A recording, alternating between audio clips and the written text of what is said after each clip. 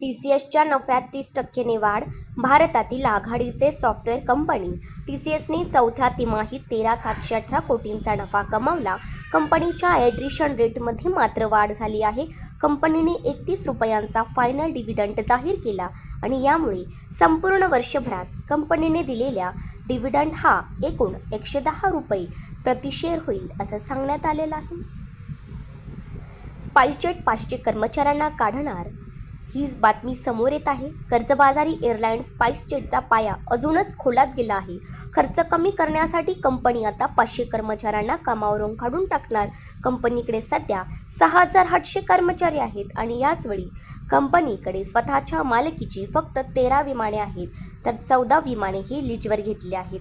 9 मिनिटात EV चार्जिंगसाठी BYD आणि KFC एकत्र.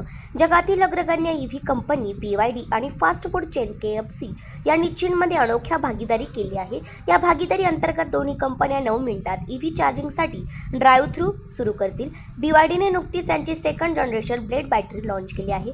कंपनीच्या क्लेमनुसार मुळात ही बॅटरी 9 मिनिटांमध्ये 97% चार्ज होते.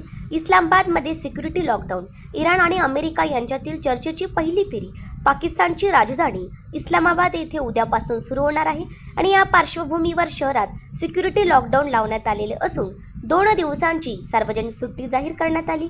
विप्रो शेअर बायबॅक करणार. 3 वर्षाची पुन्हा एकदा शेअर बायबॅक करण्याचा विचारात आहे आणि याबाबत कंपनीच्या बोर्डाची मीटिंग 15 ते 16 एप्रिलला पार पडेल आणि याआधी कंपनीने जुने 2023 मध्ये शेअर बायबॅक केलेले होते. तर आजच्या 24 तासामधील ह्या घडामोडी समोर आलेल्या आहेत.